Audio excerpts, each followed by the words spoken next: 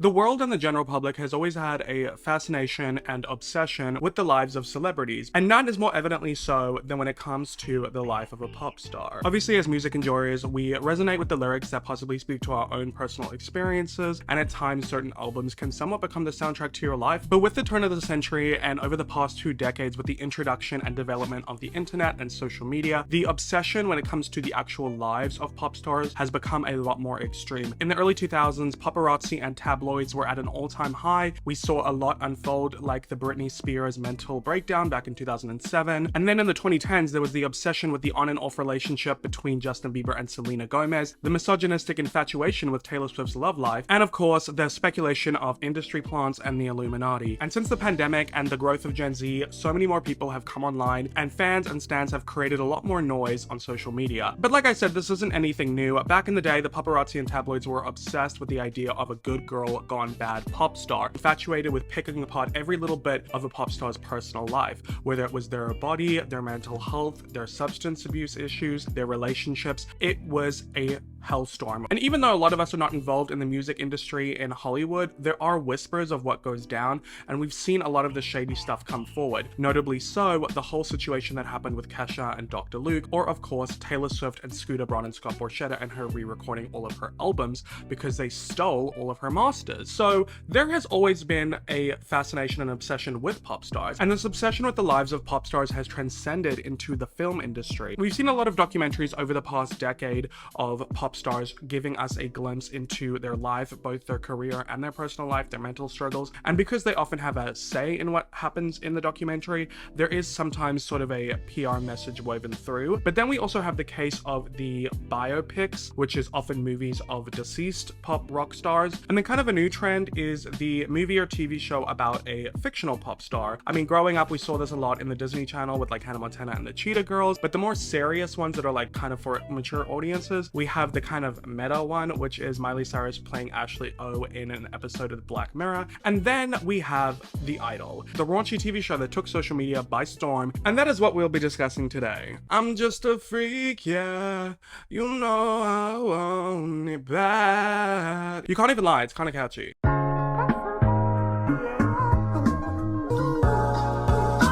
Hey, what's up you guys? Welcome back to another video, or if you're new here, welcome to my channel. My name is Luke. I post commentary, reaction, and deep dive videos on movies, TV shows, and pop culture. So if any of that interests you, consider subscribing and turning on that bell so you don't miss any future videos from me.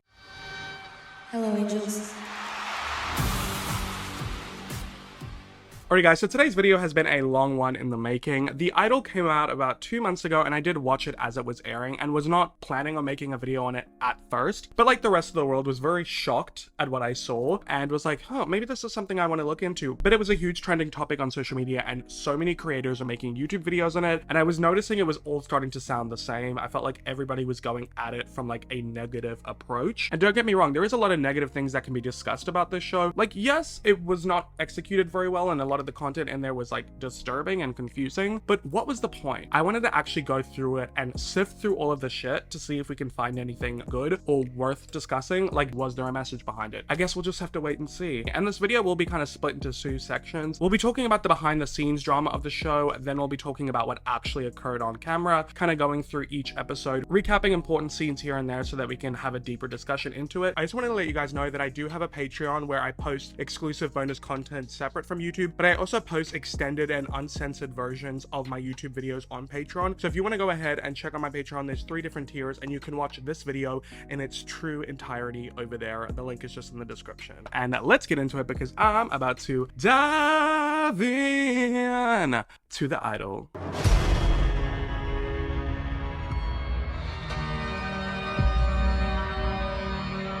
So let's first discuss all the behind the scenes of The Idol. So it is a 5-episode limited series starring Lily Rose Depp and Abel Tesfaye, aka The Weeknd. It was actually created by The Weeknd and Reza Fahim and Sam Levinson, which we'll get into. It's got a really big star-studded cast, and we'll talk about the cast as we go through the actual show. But the general synopsis of the show, if you haven't watched it, from Google is, after having a nervous breakdown that caused the cancellation of her last tour, an aspiring pop star begins a complicated relationship with a self-help guru and the head of a contemporary cult. I mean, it sounds like a really good premise, doesn't it? And I think it was, but the execution, not so much. So like I said, the creators of the show, here are those three men. Obviously, we know Sam Levinson from Euphoria. I have a love-hate relationship with Euphoria. I do want to discuss season 2, but I'll probably discuss it closer to whenever season 3 comes out. That's what I've always said. But now that season 3 is slated for like 2026, I think we're gonna have to just make that video sooner rather than later. Sam Levinson is a nepo baby. Are we surprised? His father is a popular American filmmaker named Barry Levinson, and his 4 projects that he created is Euphoria, Assassination Nation, Malcolm and Marie, and then of course now we have The Idol. I would say they all follow a very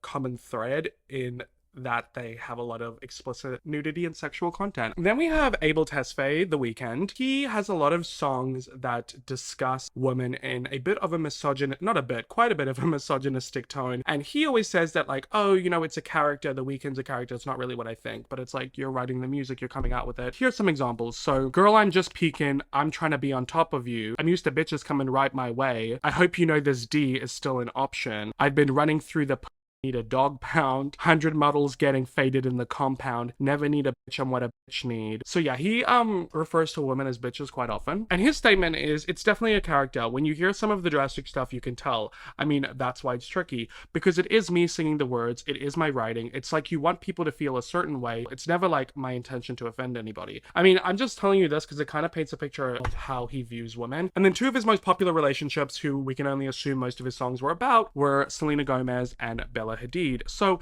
I wanted to discuss the possible inspirations for The Idol. So I personally think it's Britney Spears, Miley Cyrus, Selena Gomez, and Bella Hadid. Britney was actually referenced in the first episode of the show a few times. The rest were not, but I'm doing my powers of deduction. So first of all, we got Britney, right? We all know Britney has had a lot of mental health struggles. She has a lot of public scrutiny for that. She was put in the conservatorship. She was a child star turned pop star. She's had a very controlling manager who she also met at like a nightclub or a party. Very similar to the character in The Idol. And then we have Miley Cyrus, also a child star turned pop star who had the good girl gone bad image. She was a Disney star and people had certain expectations of her. And when stuff started to slip through the cracks, she got a lot of public scrutiny and she's just decided to go full wrecking balls to the wall with her Bangers album. And she's also had an extremely rocky relationship with Liam Hemsworth. And then Selena Gomez, child star turned pop star. We're seeing a similar pattern here. She has also had a lot of mental health struggles with her bipolar. We saw this in her documentary. And she also famously wore a hospital wrist bracelet in her Bad Liar music video. And then we all know about her extremely public relationship with Justin Bieber, which is still going on now, even though they've been broken up for so long because of the whole Hailey Baldwin drama. And then finally we have Bella Hadid. So the reason I thought Bella Hadid could have been a potential inspiration is because of her controlling mother. If you know anything about the Desperate Housewives of Beverly Hills and Yolanda Hadid, she was extremely controlling over her 2 daughters, Gigi and Bella, and was very toxic towards them, especially when it came to the type of food and the amount of food that they ate. And Bella also has her own issues with her mental health and insecurities with her body image and whatnot. So I think those 4 celebrities, although one of them not being a pop star, definitely had some inspiration for the show. I think Britney, because she was referenced, and when you think of a pop star scandal, like you do think of Britney, and then Miley for the good girl gone bad, and then Selena and Bella Hadid's mental health struggles and controlling mother with Bella Hadid, because they dated The Weeknd, I could only assume that he drew inspiration from them. And there are 2 storylines within the show that are extremely similar to what Selena and Bella have experienced. When was the last truly fucking nasty,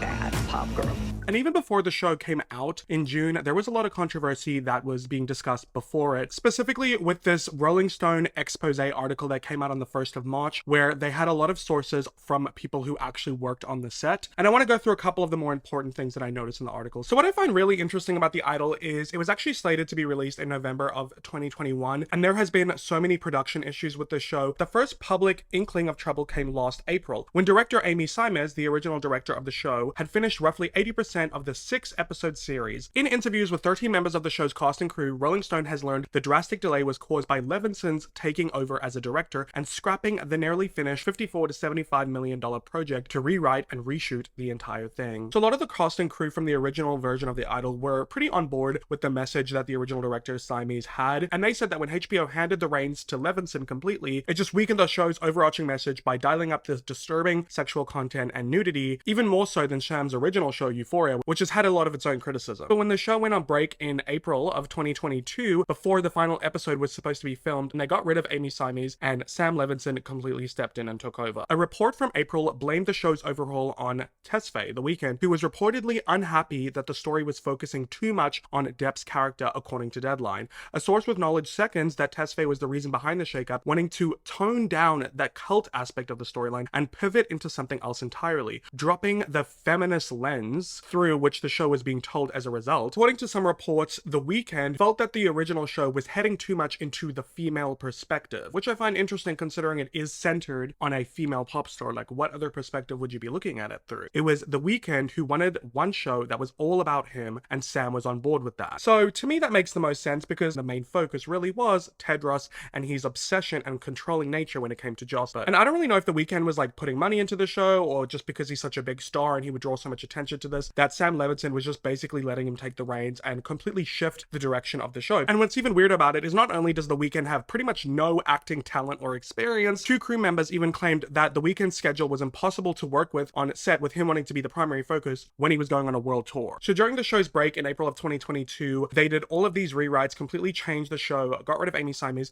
and when they informed the cast and crew, they were completely blindsided. There were a lot of members on the cast who were really small actors who were really excited that this was going to be their big break into the industry, and they completely recasted the show with really well-known actors who, albeit are very talented, but at the same time don't necessarily need that big break. And the crew members who did stay on to the second round of production said that the working environment didn't really feel much better than the first shoot, and that no one from HBO was really stepping in to make sure that the production was on track. Filming was supposed to go on from May to July of 2022, but ended up stretching all the way to September, despite the cast having a wrap-up party in July. It's honestly just such a mess. There's also mention about how chaotic Sam Levinson was coming off of his shoot with Euphoria, where he had his own issues there, straight into this one, bringing all of his chaos with him, and he even at one point allegedly just stopped sending scripts to HBO. And a lot of the crew members allege that basically because Sam has such an inflated sense of ego because of how successful Euphoria is, he feels as though he can just do whatever he wants and HBO has to accept it if they want another season of Euphoria. And of course, the crew were getting even more concerned with how the message of the show completely changed. They say it was a show that was about to be a woman who was finding herself sexually, but it ended up turning into a show about a man who gets to abuse a woman and she loves it. And then they kind of describe some of the really intense sexual scenes that were filmed or almost filmed but not left in the show. I'm not even going to describe them because they are so incredibly disturbing, unlike anything I've ever seen before. And I have no issues with showing sexual content or nudity in media as long as it actually makes sense and is not done in a way that seems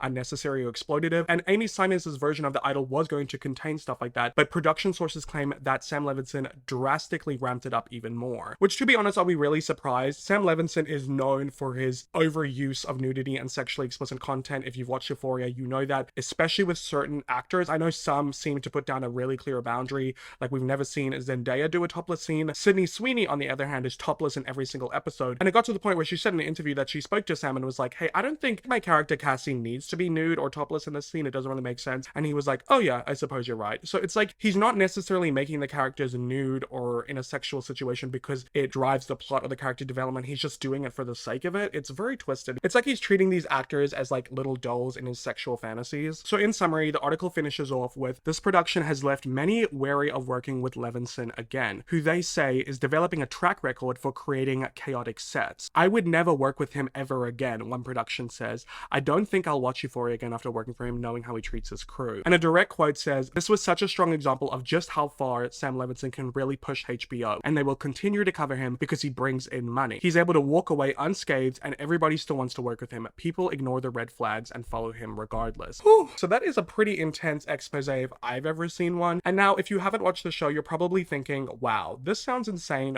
What really went on in front of the camera now that we know what's going on behind the camera? And let's get into that. But before we do, I do want to talk about the critics, because Sam Levinson got real bold and did something that not many people do. He premiered the first 2 episodes of The Idol at the Cannes Film Festival. Notice the word film. This is usually a festival where films are premiered prior to being released and, you know, get that Oscar buzz. But no, he was this confident in his show that he showed the first 2 episodes at the Cannes Film Festival, and the critic reviews did not go over too well. I mean, there were a few positive ones, but I'll just read you a few snippets of what some people had to say. It's crude, gross, and sexist. This show's sleaze, intentional and not, would be one thing, but it's the hideous, self-excusing presentation of our word culture that rankles. This script seems calculated to fool audiences into thinking they're observing how Hollywood operates when so much of it amounts to tawdry cliches. And I really like this review from The Hollywood Reporter. It says, it's always a bit suspicious when shows try to market themselves as edgy. What are they trying to prove? This obvious effort to make the idol appear controversial took an ironic turn. The show, initially billed as an exploration of the seedy underbelly of Hollywood and the music industry, became what it tried to satirize. Instead of subtly skewing the misogynistic and predatory nature of the business, the idol became a forbidden love story, the stuff of a toxic man's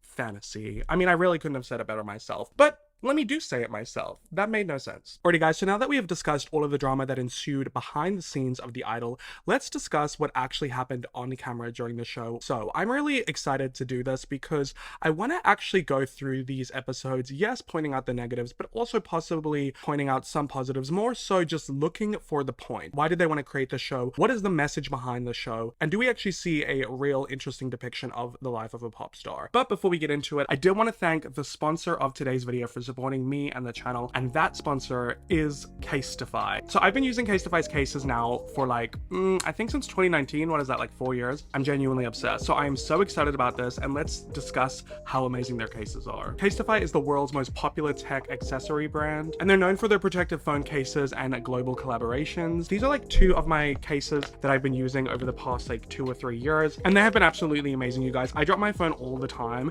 I'm such a klutz, and it's so funny because every time I do, people are always like, and I'm like, oh, I'm not worried at all. Like, my phone literally has never cracked. I've never had an issue, and I drop this thing everywhere I go, I swear to God. They have a technology called EcoShock embedded into their Impact phone case series to protect your phone in your daily life and beyond. It provides up to a 3.5 meter height drop, 5 times the military standard.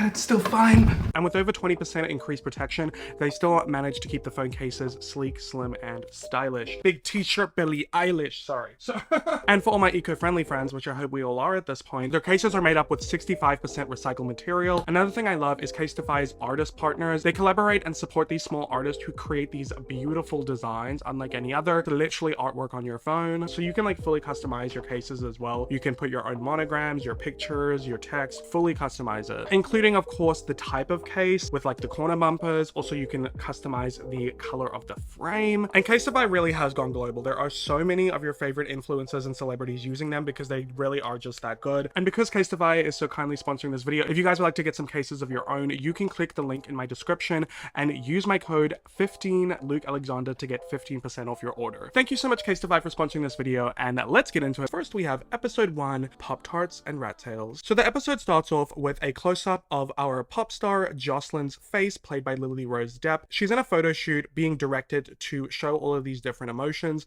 and the camera pans out. I think this is just to show us possibly the range of Lily Rose Depp's acting, but also to show us how manipulative Jocelyn is when it comes to the way that she uses her emotions, because this is a message that the Weeknd and Sam Levinson chose to show, is that women are manipulative through using their emotions. So when the camera has fully zoomed out, we see that she's having a photo shoot for her new album cover. She is wearing a robe with nothing underneath. On the table in front of her, the set's kind of filled with like different types of paraphernalia, and it's just supposed to look very chaotic and grungy, like she's a bad girl. And after the title card, it cuts to her earlier being woken up by her assistant and best friend Leia, who's played by the hilarious and talented Rachel Sennett. So within the first few minutes of the show, Jocelyn goes to grab her cup of coffee that her assistant Leia left for her in her nightstand, and we already see her bare booty cheeks and titties. She's getting out of bed and all is already exposed. Is it necessary? No. I mean, yes, some people sleep naked, but the way that it was shot to me just felt very sexualized when she's alone in her bedroom drinking a coffee. It just felt a little unnecessary. And I think they're definitely trying to set up a certain vibe in this scene because it's very mundane, but the way that it is shot and the music, it's very haunting.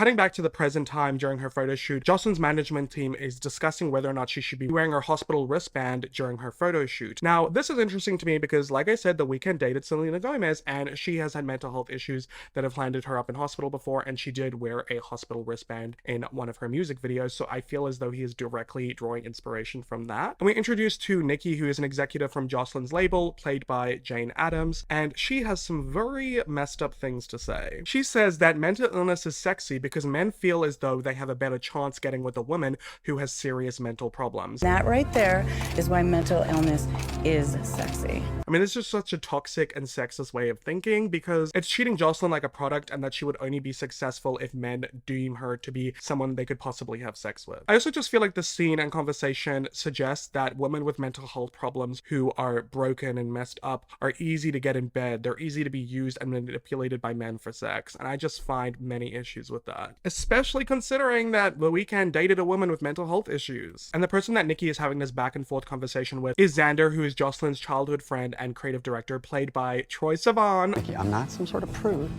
I just don't think that with everything that she has been through, she should be wearing a hospital wristband. I love Troye Sivan. So while Jocelyn's doing this photo shoot, she adjusts the robe to expose her nipple. And the intimacy coordinator steps in and tries to stop it because he says that wasn't stated in the nudity rider contract. That looks great. Be that as it may, we can't actually do this. So if you don't know what an intimacy coordinator is, an intimacy coordinators are something that have become a lot more common and encouraged over the past few years on sets to basically protect actors and more so actresses from being exploited when it comes to shooting intimate scenes. It can be there for kissing, making out, nudity, sex, all those kind of things. It's a really important person to have on set, and many people have actually thanked their intimacy coordinators on stage during their speeches because it makes them feel safe and protected. And actors during the era where this was not a thing have come out and spoken about how they would have loved to have had that so they didn't feel pressured into doing something they didn't want to do. And I find it interesting that the way this scene plays out, because a lot of Jocelyn's team are giving the intimacy coordinator a lot of flack, saying that he's like disrupting the photo shoot and not letting her express her body in her house the way she wants. So I'm not allowed to show my body? And he's basically just like, I understand, but like this is to protect you. If you just let me put in a new nudity rider, we can get it in 48 hours and then you can show your nipples if you want to. And one of Jocelyn's managers, Chime, played by Hank Azaria, gets really frustrated with this guy basically being like, you're gonna lose us money, like let's go have a chat. But you don't need to do that by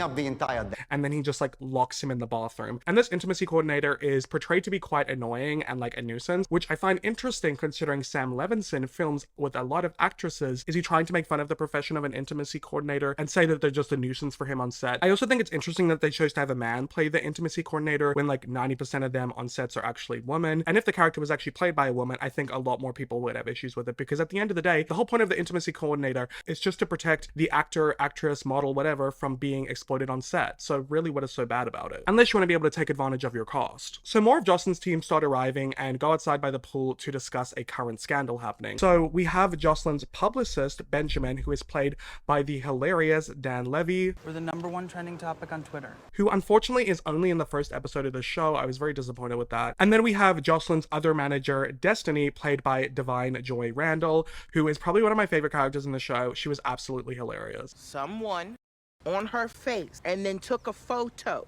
So basically, this PR emergency is that someone has leaked a photo of Jocelyn with male secretions on her face, if you know what I mean. He probably was fine as shit, had a big ass dick. And they're getting really agitated with Jocelyn's assistant, Leia, because they're like, you live with her. Who's been in and out of the house? Who could this have been? Don't you fucking lie to me. I'm not. I don't know. You live here. And Destiny reminds her that she is not Jocelyn's friend. She gets paid, she works for her, she's her assistant. But they all hush up real quick because Jocelyn comes over to them and they don't want to let her know what's going on. What's going on? Nothing. She's also looking for her phone a lot throughout the first part of this episode, and they've actually taken her phone away from her and are lying to her about where it is and basically lying to her about this whole situation. Left it literally right there. Really? That's so weird. Because she can tell something is up, but they're not sharing it with her yet, which I guess kind of shows how much a celebrity's team has control over their public image and their career and how they are making moves without even consulting them. So while Jocelyn's upstairs looking for her phone with Leia and the rest of her team is downstairs freaking out about this photo, a journalist from Vanity Fair shows up. Her name is Talia and she's played by Hari Neff, and they're all trying to be fake and friendly, acting like nothing is really going on because obviously this journalist is going to write a piece on Jocelyn. How are you doing?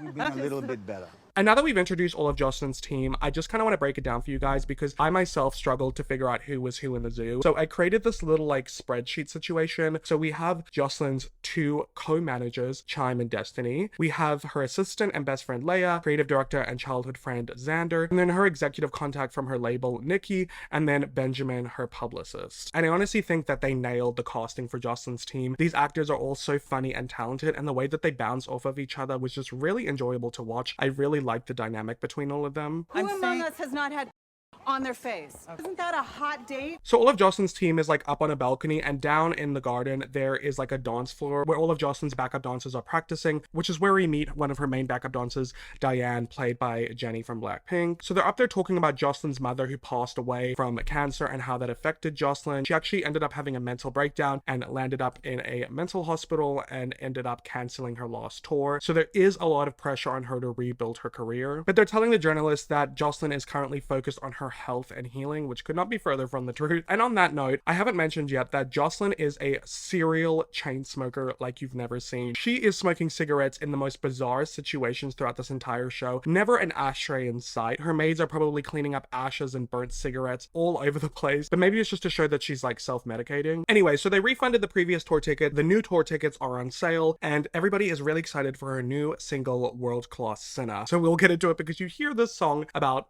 10 times throughout the first 2 episodes. It is burned into my brain. So Jocelyn comes out to meet the journalist Talia, who says that she is a big fan of her and has been watching her since she was on Rock House, which I guess is like the fictional Full House. So yeah, Jocelyn is a child star. And Jocelyn goes down to rehearse with her backup dancers, and I want to say that the outfit they put Lily Rose Depp in was very interesting. It was the micro bikini to end all micro bikinis. Like, there's less fabric than you would have while wearing underwear. I think it's really weird and unnecessary to like put someone in that outfit in the sun outside while they're dancing. It just doesn't make sense to me. But at the end of the day, this is kind of what most of her styling is throughout the show. Lily Rose Depp is heavily over-sexualized. So at the driveway security at the gates of Jocelyn's mansion, we meet Andrew Finkelstein, played by Eli Roth, who is so hilarious in the show, and he is the rep from Live Nation, the touring company for Jocelyn's tour. And he's on the phone talking to people about how he's going to spin this Jocelyn photo situation as revenge porn. And while he's doing that, he's very disinterested in the security guard, being very rude to him, which I guess shows how many people in Hollywood and that industry treat people who are like lower down than them in the career totem pole. And the guy's basically like, I need to see your ID. And he's like, oh, don't you know who I am? And pulls up a photo of himself on Google and is like, let me in. So very typical, I guess, but at the same time, face card never declines. Wonderful service. But anyway, so up above on the balcony, while watching the dancers, Jocelyn's team is with the journalist talking about how her choreography is very referential to Britney Spears. And her publicist Benjamin says that what Jocelyn and Britney both went through is very unique, but also universal, which is kind of an oxymoron. Like, aren't those like the opposite of things?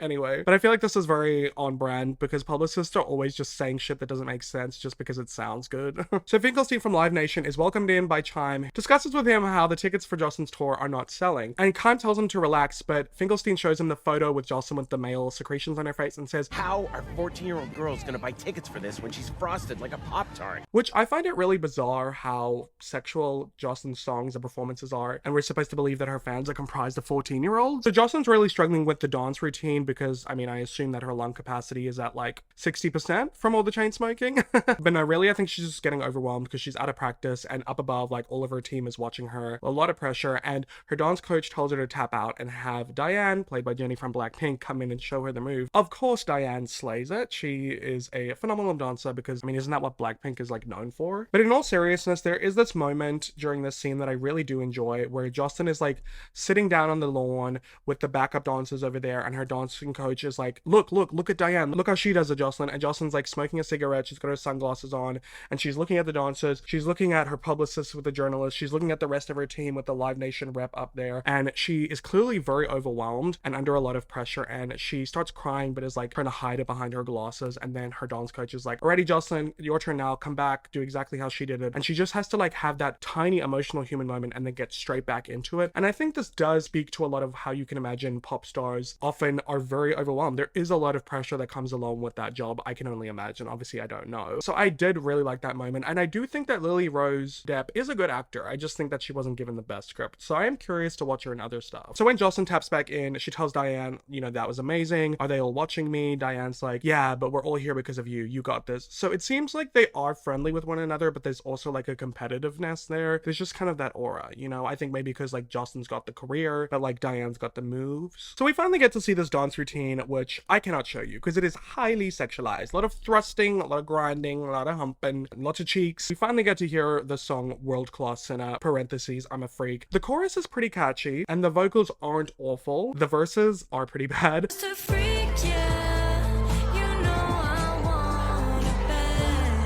So now feels like an appropriate time to go through some of the lyrics. You're looking at me, but I do what I want. Don't give an F at all. Looking for something sweet when it comes time to eat.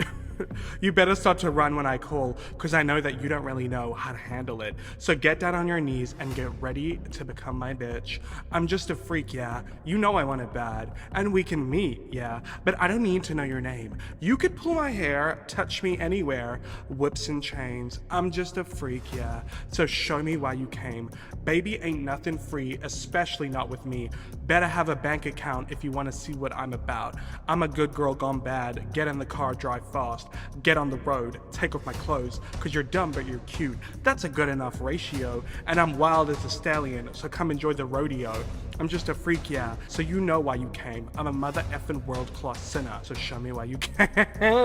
Oh my god. That literally sounds like you asked ChatGPT, that like AI writing thing, to write a pop song that included TikTok references and that's inspired by any Miley Cyrus, The Weeknd, Nicki Minaj, or Megan Thee Stallion song. Nothing against those artists, I love all their music, but this song just sounds like it's picking multiple parts of any generic pop song that's kind of popular and like mushing them all together in a way that does not work. And the lyrics are just so obvious. Like there's no subtlety at all. I just thought it was funny and I just wanted to read that to you guys because whew, that was rough. They're trying so hard to make like an edgy Britney Spears song and it just is not working. I'd be really curious to know who actually wrote this song. And I'm also curious how this is a song that she's releasing when her fans are supposedly mainly made up of 14-year-old girls. But who knows, maybe she really wants that good girl gone bad thing like she said in her song, and she wants that Miley Cyrus circa 2013 bangers era. Anyway, let's get back to the show. So after she's done rehearsing, Jocelyn goes to her team who finally reveal to her what's going on and they show her the picture of her face with the male secretions. To be honest, like I kind of wish they just didn't show the picture because I was hyping it up so much worse in my head and it also just wasn't necessary to the storyline. But once again, it's just another opportunity for Sam Levinson to sexualize Lily Rose Depp. So we see the picture and Jocelyn's publicist tells her that they've already subpoenaed the Reddit user who posted it and are tracking down the IP address. And they're all freaking out, but Jocelyn's response is, I mean, it could be worse, right? Honestly, she's an unbothered queen, so she leaves. So once she's left, her team's talking and her publicist says that they're wanting to go with the narrative that she's a victim, but the label wants to go with the narrative that she is a feminist icon, which Nikki says is like the same thing, even though it's literally revenge corn. So I guess in her mind, being a feminist is being a victim. I'm kind of confused here. Jocelyn's one co-manager, Kime, is like, I don't know how this could be worse. And her other co-manager, Destiny, is like, well, she's more famous now than when it started, so that's a win. So I think the scene is supposed to like paint the whole any press is good press thing, where you can, you know, spin the narratives whichever way you want. You can take anything negative that's happened and create publicity around it that makes the person more famous. I mean, we know all the time about how publicists spin things or even create fake narratives or fake drama to, you know, attract more press and fame to an artist, you know, to promote their music, album, reality show, who knows. So then we cut to Jocelyn, who goes to the bottom level of her house into her sauna, and she's like, what was that name of that club again? And then they're gonna go clubbing. So just to paint a picture, we're finally changing locations, and this entire scene with the photo shoot, the photo scandal, and the dancing rehearsal and all that took place over 25 minutes, which is almost half of the episode. The pacing in the show is just insane. So then we get this kind of montage, which is very beautiful cinematography wise, but is doing that whole time intercutting thing again. So we have Jocelyn's assistant Leia driving a convertible with Jocelyn, Diane, and Xander in the back of the car. They're all like not wearing seatbelts in the convertible. And this intercuts with scenes of them in the club already. And we actually get a cameo from Alexa Demi, who plays Maddie in Euphoria, which Sam Levinson has confirmed that the universes exist together. So I guess you're telling me that Maddie, who's like a high school student, is hanging out with a pop star in LA. Interesting. So while Jocelyn's dancing in the club, we finally get to meet The Weeknd's character, Tedros. He looks very slimy. He's got a hairstyle which everyone's calling a rat's tail, where it's like all tied up and there's like this tiny little stiff plait at the back. In Australia where I'm living, rat's tails are like where the whole head is short and then you've got the long little braid right at the bottom, but maybe it means something different in America. But either way, he looks pretty sleazy and slimy and gross, which I guess somewhat fits his character, but then at the same time, maybe making a cult leader charming and attractive would have been a better choice. And The Weeknd is by no means ugly, so they purposely chose to go down this direction. So anyway, so after staring at Jocelyn for a while, Tedros goes up to the DJ set and like goes on the mic and is like, hey, yo, Jocelyn, you're beautiful, dance with me, girl. And she's like a little bit like, oh my god, like really, like what are you doing, stop. But she dances with him anyway, and we get this really cute dance, well not cute, but like this vibey dance scene where they're dancing to Madonna's Like a Prayer, which like, I mean, the lyrics kind of fit what's about to happen. All right, she says, when you call my name, it's like a little prayer, I'm down on my knees, I want to take you there in the midnight hour, I can feel your power just like a prayer, you'll know I'll take you there. I feel like the song really fits what's to come with like the whole cult power leader thing, so I really like that choice. And I do feel like the club scene in general was a vibe. It does border on creepy at certain points because we do see Tedros staring at various people in the club who are clearly part of his cult. There's like one guy who's like bald and like got tattoos everywhere. Yeah, so there's like a lot of seedy stuff going on there, and it's really setting it up to be like, oh wow, this is gonna be like intense, interesting. I remember the first time I watched this scene, I was like, oh my god, I need to know what happens next. I feel like that guy with the face tats is gonna do some messed up ish because, you know, stereotypes. But unfortunately that was not the case. I mean, it was, but it wasn't. It just, the suspense was building and it just fell flat. Another thing that's interesting is while Tedros is dancing with Jocelyn, he whispers in her ear, you're really dangerous. I mean, how could anyone not fall in love with you? So he's already coming on very strong, and she's like, I don't even know you. And Leia's just looking around very concerned. I feel like she's got good intuition. She knows something's up. And The Weeknd's character, Tedros, actually owns the club, and him and his crew just keeps feeding Jocelyn more and more shots. And Leia's like, Jocelyn, you gotta be up at like 9 a.m. tomorrow. Like, what are you doing? And they kind of just blow her off, and she continues to get drunk. And then Tedros and Jocelyn like run off into the stairwell and start like making out. And she's like, I've never effed anyone with a rat tail before. And he's like, did you say a rat tail? So he clearly doesn't believe that's what it is. Honestly, the rat tail discourse, I can't. It comes up so much. And then he starts basically sticking his fingers in certain regions, and they get interrupted because Leia comes in there looking for her, but they kind of hide and keep quiet so she can't find them, and she eventually leaves. And then they sit down and talk and have their first convo. So Jocelyn's talking about how she hates her album because pop music is superficial, but Tedros goes on this little speech about like Prince and other pop stars and how pop music is actually a Trojan horse because it like can get stuck in people's head. To get people to sing along, to say whatever you want. Shit's powerful. And that she has the best job in the world, so she really should be having more fun. So Jocelyn finally goes home after the club and is home alone in her living room, and she is laying on the couch and she starts choking herself and pleasuring herself downstairs. This scene goes on for 2 minutes. I kid you not. It's so unnecessary. The close-ups of her moaning and her touching herself, it just adds nothing. And if you wanted to put that there, it did not need to go on for that long. I digress. But I guess it's supposed to set up that she's freaky. She's just a freak, yeah? Like she wasn't lying when she sung that song. So the next day she's woken up by Leia, who's basically her human alarm clock, if you will, which I kind of need. I always sleep through my alarms. And she goes downstairs because she has her interview with the Vanity Fair journalist. So I guess the other day she was just there to observe her environment. And this was probably my favorite scene in this episode. So just to paint it out, they're sitting on the couch by her pool, and the journalist is recording the conversation on their phone, and every time she wants to say something off the record, she'll stop record, and then Jocelyn sometimes will say something to divert her questions and then hit record again, especially when it comes to questions about her mom. I mean, the second her mom's even brought up, she lights up a cig. And the journalist is asking her about the photo and how well she handled it, and why she wouldn't want revenge for the person who shared it. And Jocelyn says that 5 years ago she would have bought into having to make a comment publicly, but now she knows that she's just being hustled. And the journalist says off the record, like, I'm sorry, like, my editor is breathing down my neck for this article. And Jocelyn hits record again and is like, it's okay, we all have to answer to someone. She's like, who do you answer to? And she says, God. And then like the scene just cuts as if it's supposed to be some crazy impactful thing, as if like being religious is like insanely creepy and like believing in God is like a big deal. God. I don't know. It's just the way that it was framed was weird. But I did really enjoy how Jocelyn was like maneuvering her way through those questions. You can tell that she has PR training and has had to speak to a lot of journalists throughout her career, and she's very smart when it comes to that. So later that day, while watching Basic Instinct, Jocelyn is talking to Leia about her insecurities with her song and how she feels like it's superficial. And she says the lyrics, and, you know, Leia's like, you know, every song doesn't sound good when you say the lyrics, and you're just overthinking it. You always do this, you know? And she says she wants to invite Tedros over tonight, and Leia's like, why? He's got like a R-word vibe. And Jocelyn's like, yeah, but I kind of like that.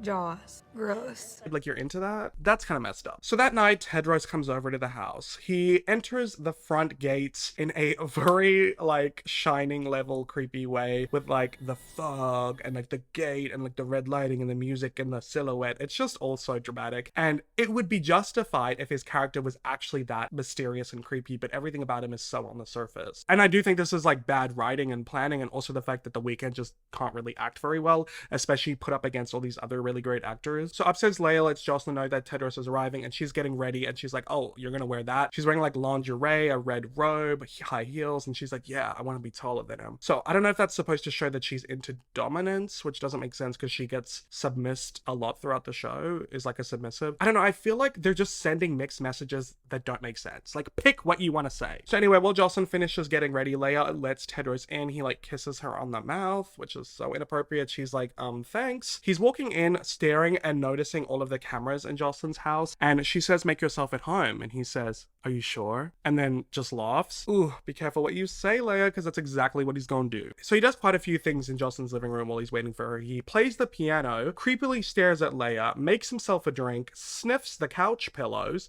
has a bump of snowflakes, gags and spits into a sink, practices his smile and his greeting to Jocelyn in the mirror. Hello, Angel. It's very disturbing, and I suppose that was the point, to show that he is, in fact, a weirdo. He's a weirdo. He doesn't want to be like everyone else, okay? Haven't you noticed how he always wears that stupid rat's tail? So Jocelyn finally descends from the stairs to meet him, and he establishes his nickname for her by calling her Angel, and she's like, oh, you probably call all the girls that. And he's like, no, just for you. A bit cliche, but anyway. So they do shots together, and Leia comes to remind Jocelyn that she has to be up tomorrow at like 7 a.m. and then walks away. They kind of giggle about that, and Jocelyn's like, oh, she's my friend, my assistant. And he's like, oh, that's cool. I want to get paid by you. Okay. So she says that she brought him over because she wants to play him her song, which she doesn't want to put out, but her entire team does. And he asks her why she wants his opinion, and she says because when you're famous, everyone lies to you, and she thinks that he's enough of an asshole to tell her the truth. So they go downstairs to her at-home studio, where we hear world-class singer, parentheses, I'm a freak, for like the 4th or 5th time this episode. He then takes off her shoes, and I swore we were gonna get like a weird foot fetish moment right here, but luckily we were spared. So after Jocelyn plays Tedros her song, he asks her if she really is a freak, like she says in the song, and then he starts putting his ice cold glass that he was drinking out of all over her body. And while doing this, he asks if this is the first song she's recorded after her mother's death. Like, time and place, you did it in her studio while she was in lingerie and you were rubbing a cold glass across her crotch. Don't talk about her mother in that inappropriate situation. She nods, and he says that he doesn't believe she's a freak. She should sing the song like she knows how to F. And then he rubs the ice cubes down her legs to her crotch, and we get the most disturbing scene of this episode. This really freaked me out when I watched it. It's very like something you would expect from American Horror Story Murder House Season 1 vibe. So he takes Jocelyn's robe, covers it over her head, uses the string that you put around the waist, and ties it around her neck so that she literally can't breathe under the robe. And as she's like desperately gagging for air, he tells her to open her mouth, takes his pocket knife, and stabs a hole in her mouth. And the camera just has a close-up of this face with the robe on it, and you just see the hole by the mouth breathing in and out. It's so disturbing. And when he finishes that, she's gasping through this little hole in her robe. He says, Now you can sing. So it's kind of like removing her entire person. It's just turning her into this like hole. Oh, and now she can sing because she's a hole. I just, no. So I'm going to say that like the part of the pilot before Tedros even entered the chat, I really enjoyed. The rest was downhill for me, okay? But I was still curious to watch episode 2. Alrighty guys, so let's get into episode 2 titled Double Fantasy. So the episode starts with Jocelyn's team coming to the house because she summoned them all there so she can show them the new version of her song. But Nikki, the label exec, is really frustrated because she's like, what's wrong with the song we already helped make her? All of you guys are enabling her. There's clearly something not right with her. And they're all like, no, she's not having another mental breakdown, but her mother died. Like, what do you expect? And Nikki's like, so what? People die all the time. Is your mother alive? You are something People die. So anyway, Jocelyn comes down and plays the new version, Jocelyn's version of World Class Sinner to them, and does a little dance while she's doing it. And it is so incredibly cringy, I can't even deal. So You're looking at me. I think it's time to This song is like the same song, but with a ton of moaning put through it, and she's like singing it in a much more like moany sexual sort of voice, and there's like a heartbeat sound effect, and she's like oh, it's just Jesus, it's so bad. So when the song finishes, some of Jocelyn's team is like being fake supportive about it, but Nicki tells her straight that the song is not commercial and they already have a hit, so why would she change it? And then Jocelyn goes on about how like the song isn't her and she wants to make it more her, and Nicki's like, I don't care, like we already spent a ton of money setting up all these plays with the streaming services and the radio, like you can't just change it now. And she also mentions that they spent like a ton of money on the music video set already. And look, I do understand that an artist should be able to express themselves. At the end of the day, their music is their art, but you also can't deny that it is also a business, and like there are all these people that help fund Jocelyn's career and in turn also profit off of her career. So it's not just her that gets to make the decision. So I'm kind of on the fence with this. I do believe artists should be able to like have freedom over their artistic expression. You know, we've seen a lot of stuff online about artists nowadays talking about how their labels are like forcing them to do stuff they don't want to do, like make songs that'll go viral on TikTok or post stuff on TikTok. Honestly, TikTok has really ruined the music industry. Other than that, I do think that Jocelyn is being a little bit selfish, for lack of a better word. Like she's not taking into consideration everything else, especially when it's something that's like already this far along in the process. Maybe if it was in the beginning, it's fine, but she's just wanting to scrap it all together. And the argument gets a lot more intense when Jocelyn says that she'll just release the song herself, but Nicki goes off at her in words that are not really safe for this platform. She basically tells her that during her mother's passing, they suggested that they cancel the tour, but she insisted on going through with it, and as a result, they had to cancel the tour a week before she was supposed to open in Madison Square Garden, New York, because of her mental breakdown. They then spent 8 months getting her healthy and spent millions sending her around the world to meet with the best producers. Okay, so you're telling me she worked with the best producers and this is the song they produce? Interesting. And while Nicki's speech is harsh, I do kind of agree with her. I just think the delivery was not that great. It just seems to me that Jocelyn's changing her mind on a whim and not really thinking about how it's going to affect those around her. So Jocelyn starts to cry, and it ends up with Nicki telling her that she better put on her grateful face. So she smiles and says, thanks Nicki for being so predictable, and tells everyone to F off, and then goes to her bed where Kime, I think it's pronounced Kime, goes to comfort her and says that he believes in her. So later on in her downstairs studio, Jocelyn's like on GarageBand or something, playing with her like new song and like adding more moans and stuff like that. And then she just smokes a cig and erases herself downstairs with ice cubes. It's a pretty hard watch, this scene, I'm not gonna lie. Like, I'm just not really sure how many pop stars are touching themselves while in the studio. I don't know if that's too realistic, but could be. She gets a call from Tedros and they speak, and he asks her why she played the song for them because it wasn't ready yet. And we see that Tedros is in his nightclub during the day getting his rat tail replatted, and he's got a bunch of people all around him looking very like, I don't know, like some look wired, some look hungover. It's hard to say. He then tells her that there's a powerful voice inside of her and he wants to reach down and pull it out, which just is so disturbing. And Jocelyn invites Tedros to come over to her house, but he plays all hard to get, basically saying he's only free in 3 days, which to me seems like he's playing games with her to make her want him more. So the next day we get a montage of Jocelyn's day in the life. She wakes up, works out, swims, showers, eats, and then we also see her looking very disinterested in a meeting about the music video, then later brushing her hair way too hard to the point of like ripping that ish out. That's like kind of her thing. We'll see later on throughout the show, is like really intensely brushing her hair. Kind of seems like a form of self-harm. And this whole montage is happening with like a nonsensical voiceover phone conversation between her and Tedros that like I'm not even going to get into. So it's the next day, and it's finally the day of the music video, and this entire day and scene just induces so much anxiety. I remember watching this scene and being like so on the edge of my seat, felt so many emotions. It was so chaotic. I think the way that they shot this scene and edited this scene, like I'll give them props. This sequence of like the music video day was done so incredibly well. Probably one of my overall favorite sequences throughout the show, okay? So I really want to talk about this because I feel like it really shows us how pressurized an artist on set of a music video can be. It's not something that we see that often in detail. I mean, artists will do like behind the scenes and stuff, but I feel like in a lot of ways it's kind of a mystery. So they pull into the studio a lot. Jocelyn gets through using her Face ID to the security, just pulling down her sunglasses. It's very suave. Suave?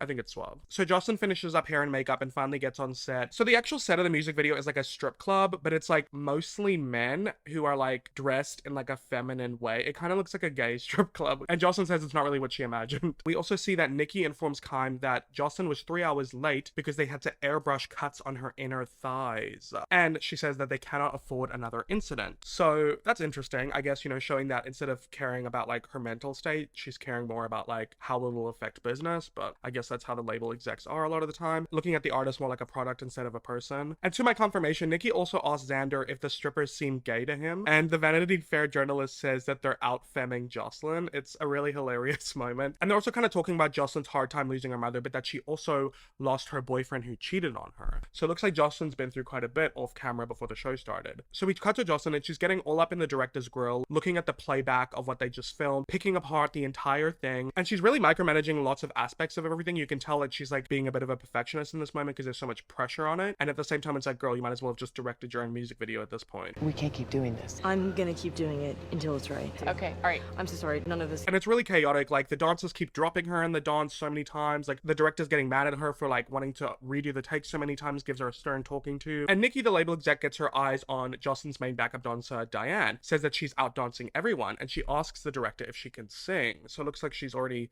scouting new talent. And off to the side, while Jocelyn's getting her makeup and hair retouched, she tells Kime that she just wants to go home and like rework some things and come back tomorrow, and she'll even pay for it because like everything's a disaster. And he reminds her that if she pulls out right now today, it's not going to look good for people trusting her to go through with the tour. And he gives her like a bit of a pep talk that's like, you know, both stern but also sensitive. It's really nice. It seems like Kime is like Jocelyn's father figure, because like we are never really told where Jocelyn's father is. So then Destiny pulls Kime aside to tell him the 411 that she dug up on this club guy Tedros that Jocelyn met, right? So she said that all she could find was his name was Tedros, as in his first and last name was both Tedros, and he owes a lot of people a lot of money, and he's from Hawaii, but from before that point it seems like he just doesn't exist. They also talk about the cuts on her thighs and find out from Leia that Jocelyn said that a glass broke on her thighs. So that would have been in the previous episode when Tedros was like rubbing the glass along her thighs or whatever. So he's actually injuring her at this point. Gotta be careful with them thighs, guys. There's two major arteries that run down the inner thighs. Just saying. So Xander's sitting on the couch with the Vanity Fair journalist Talia, looking at Jocelyn being a mess on stage, and tells her that this has been his life for the past 5 years. It's been hell. And she asks him, why doesn't he just go back to singing and dancing? So now we know that he's also, you know, somewhat been in the entertainment industry in that regard before. But she also asks him if it fulfills him, off the record, being her creative director, and he says that he never actually gets a say in anything, and he's really just here because like he loves her and he doesn't really know what else to do. So the director's getting increasingly more pissed off with Jocelyn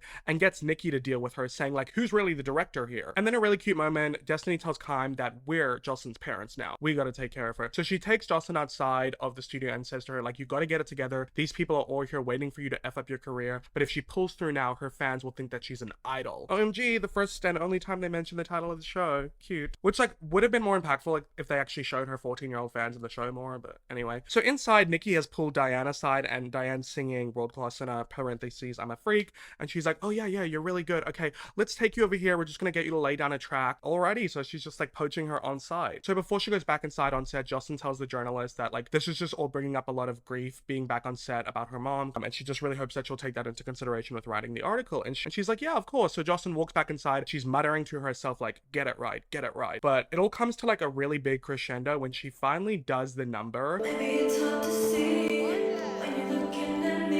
Like, she lip syncs, she does the dance, everything is perfect, right? And she comes off of stage and she's so happy, but what she doesn't realize is while she was on stage, the camera went completely out of focus. And when the director tells her like, sorry, we can't use that, you're gonna have to do it again, she turns on and walks back to the stage and just completely starts to break down, because after spending so long trying to get it right, she finally does, and she's a perfectionist, and then boom, they just can't even use the take. So she breaks down on the floor crying, and she takes off her shoes. Her feet are bleeding and blistered from her heels. Her thighs are aching because she's been like chafing and rubbing together with the sweat, and they have to come back and airbrush her cuts. And it's a really sad moment, but then it kind of gets disrupted because we hear Tedros's voice over the scene saying, if you want to be a star, you're gonna have to push through the pain. And it then cuts to a scene of Tedros in his club with Isaac with a shock collar around his neck, like dancing, and he's like, do it better, and then he'll like electrocute him. It's really disturbing. He's like making him dance like a puppet, and he says to him, you're not human, Isaac, don't forget that. You're a star. I'm a star. I'm a star. So back on set, everybody's asking Jocelyn if she's ready to go at it again, but she's clearly not. She like can't stop crying, and she starts to call out for her dead mother. Like, she's got the spotlight on her, and if you've ever been on stage, you know that makes everything in front of you dark, and she's just like, mom, and she like starts crying, and everybody's like, oh. And she's got like a makeup artist on her thighs, on her face, someone else on her hair, like they're poking and prodding at her. The spotlight's on her, she's like bleeding, she's calling out for her dead mother, people are staring at her.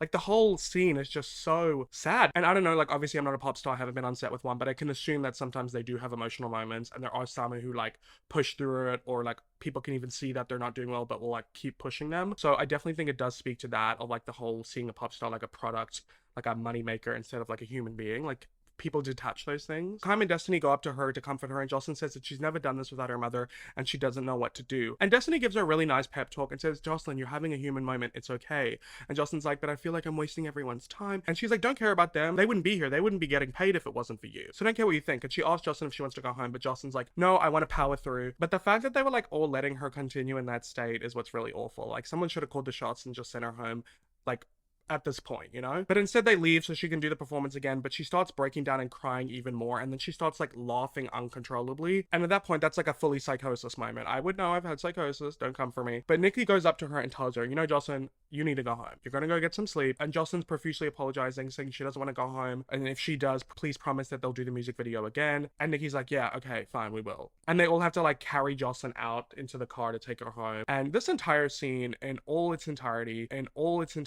was honestly Lily Rose Depp's best acting in the entire show. The entire thing was very impressive for me. I mean, I've never seen Lily act in anything else before, so what she brought to the character in this moment was, in my opinion, very multifaceted, and I really, really appreciated it.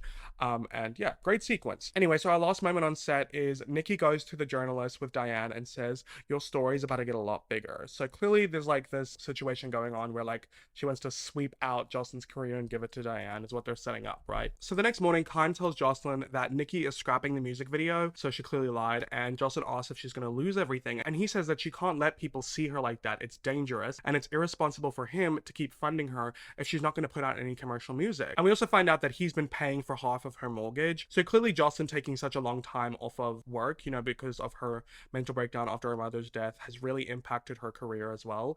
Probably doesn't help that she lives in this like giant mansion and lives such a rich lifestyle. Like, lifestyle inflation is pretty real when you get to that point. Anyway, so Jocelyn just keeps going on about how she wants to be more than just this song. She wants to be a once in a lifetime generation artist and have music that lives beyond her. Okay, it's all very grandiose for someone who's got like 2 albums out and is like so young and her fan base is a bunch of 14-year-olds. Like, you really have to like, you know, keep it going, make an impact. Like, it's really only now that like, for example, Taylor Swift during her Eras tour, like after her 10 albums and all of her re-recordings, her career has been going on for over 15 years. It's only at this point where people are finally like cementing her as like a once in a lifetime generation artist, how like she will live beyond her years, how she's like, you know what I mean? So like, look how long it took for her to get to that point. And Jocelyn thinks she can do it this quick? Honey, please.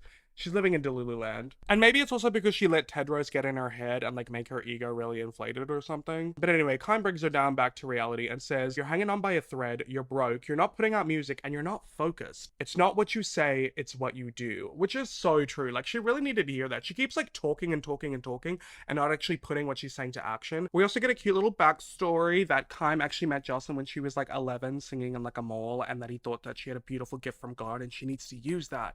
So that's pretty cute. I guess that's kind of funny. Like, you think about people getting scouted in malls, it's such a good cliche. So anyway, later on at night, Jocelyn calls Tedros and invites him over. And we see that he is in his club with Diane. And then we find out that Diane actually set Jocelyn up.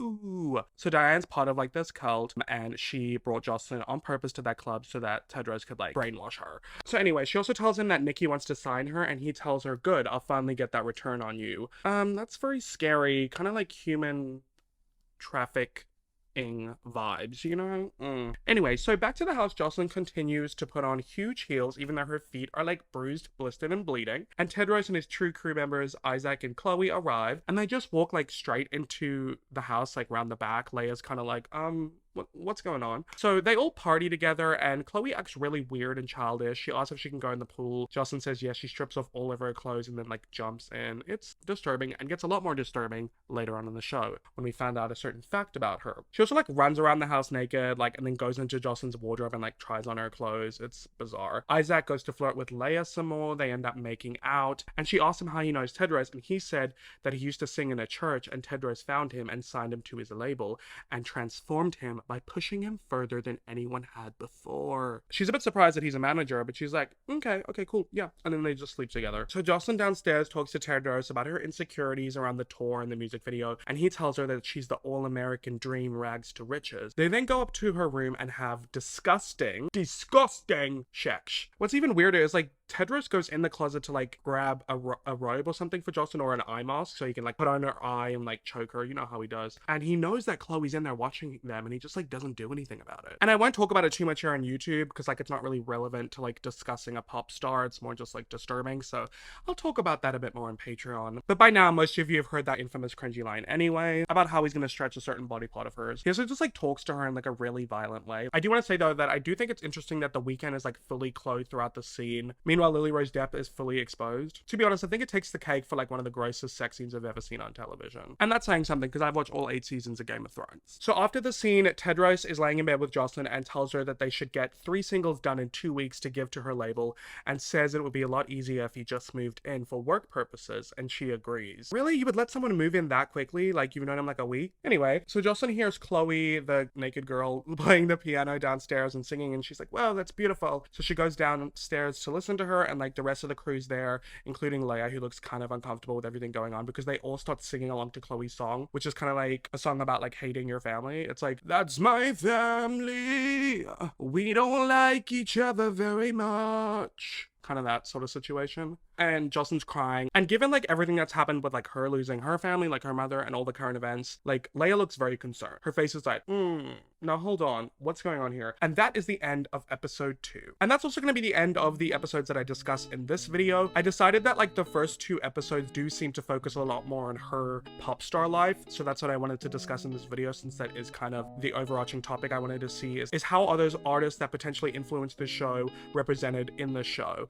So like Miley Cyrus with the whole Good Girl Not Bad thing, Britney Spears with like the mental breakdown and like the meeting her manager in a club, and then we got Selena Gomez with like also her mental health struggles and the hospital wristband and stuff. The stuff with like Bella Hadid and like her mother being controlling and all that will kind of come out in the next episode. But I thought that those first 2 episodes focused the most on Jocelyn's pop star life, whereas the last 3 focus a lot more on the cult aspect of things with her and Tedros and all that kind of stuff. So I just felt like it wasn't super relevant. But if you do want me to talk about those 3 episodes, I've already scripted those episodes, so let me know that you want to see it by giving this video a thumbs up and sharing the video. All of that really helps and lets me know that you want a part 2 to this. And guys, please comment down below your thoughts. I would love to know what you thought of the show and what you thought of my video and like my points. Give me your point of view. I want to know what you have to say. And if you've not already, please make sure you check out all my social media. Give me a follow on Instagram, TikTok, and Twitter. And also thank you so much to Casetify for sponsoring this video and supporting the channel. Really appreciate you. Make sure you guys click the link in my description and use code 15LukeAlexander for 15% off your Casetify order. And if you've not already, guys, please check out my Patreon link down below. 3 different tiers you can choose from. We have extended and uncensored versions of my YouTube videos, exclusive bonus videos, exclusive vlogs, and an exclusive podcast. So much fun stuff over there. So click the link in my description if you want to join. And shout out to my patrons. I really appreciate you all so much. Shout out to my Curious Cat patrons. Special shout out to my Queen Bee patrons. And a very special shout out to my Butterfly Bestie patrons. Gabrielle, Evelyn, Hannah, B, Haley, Tracy, Jen, Justice, Audrey, Hexkisson, Somerset, Kaylee, Renee, Emery, Holly, and Kayla. Anyway, guys, that's it for me in this video. I really hope you enjoyed it. Thank you for watching. I hope to see you in my next video, and I hope that you have a great day or night wherever you're on the world. Bye!